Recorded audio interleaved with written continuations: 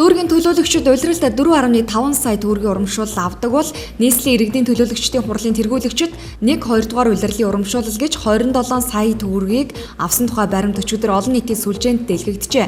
Уг тайланд дурдсанаар нийслэлийн иргэдийн төлөөлөгчдийн хурлын төлөөлөгч Амар Санаа 27 сая, Бадар Сан 27 сая, Орсоо Баттуулга гэд бүх төлөөлөгч 1-2 дугаар улирлын урамшуулал гэж 27 сая төгрөгийг гаргуулж авсан гэх мэдээлэл гарсан байна.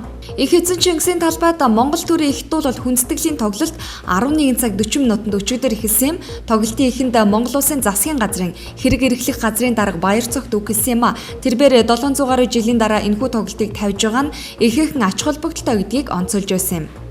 Ерөнхийлөгч Элбэгдор 20 сарын 25-наас 27-ны өдрүүдэд Америкийн нэгдсэн улсын Нью-Йорк хотно болох тогтвортой хөгжлийн 2030 хөтөлбөрийг батлах нэгдсэн үндэсний байгууллагын дээд хэмжээний уулзалт болон нэгдсэн үндэсний байгууллагын ерөнхий ассамблеийн 70 дугаар чуулганы ерөнхий санал шүүмжлэлд оролцохоор болсон юм. Ерөнхийлөгч өчигдөр эх орноосоо мордсон байна.